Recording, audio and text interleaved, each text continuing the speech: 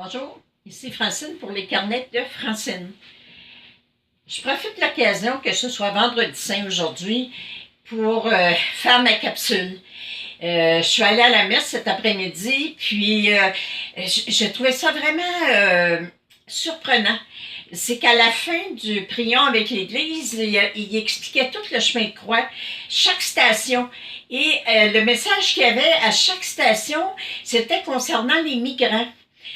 Comme Marie qui rencontre Jésus, de désarroi. Moi, je me souviens, quand le film La Passion a sorti, je me disais, ça doit-tu être effrayant pour une mère de voir son fils qui, le jeudi saint, là, il était acclamé, dimanche des rameaux, le dimanche avant, c'était les rameaux, c'était la fête, il était une vedette, là.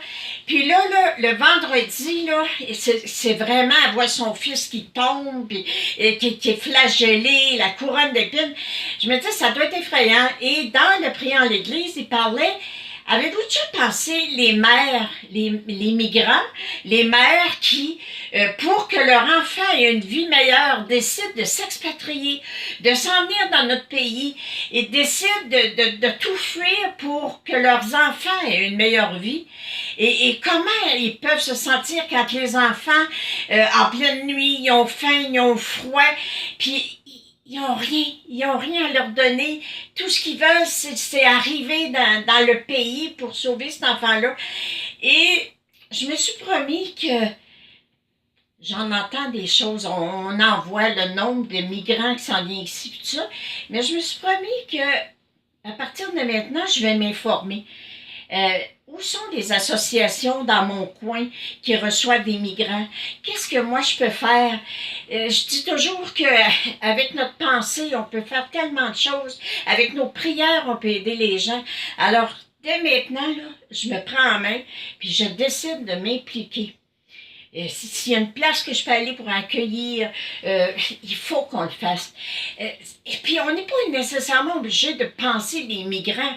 Ça peut être tout simplement la voisine sur votre palier. Est-ce que vous lui parlez de temps en temps? Est-ce que vous êtes au courant de ce qu'elle peut vivre? Est-ce que vous avez déjà pensé de lui dire, elle est monoparentale, elle est seule, elle n'a pas de conjoint, elle a 2, 3 enfants. Avez-vous déjà pensé de dire, est-ce que je peux faire quelque chose pour toi? Est-ce que je pourrais garder tes enfants de temps en temps si tu veux pour te rendre service? Est-ce que je peux faire quelque chose pour toi? Alors, en ce vendredi saint, moi, ce que je souhaite, c'est que chacun de nous, on découvre l'immensité de notre cœur et que on arrête un peu de se regarder le nombril, puis qu'on se dise, qu'est-ce que je peux faire? Qui autour de moi peut avoir besoin de moi à l'occasion?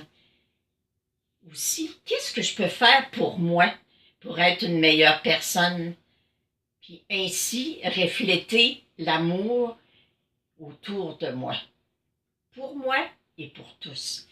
Alors,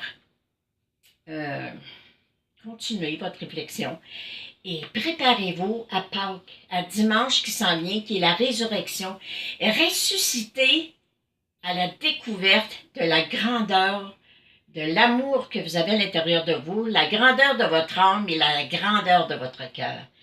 Je vous aime et je vous remercie sincèrement de partager votre quotidien. Au plaisir. Merci de partager encore une fois ma capsule. Je vous aime.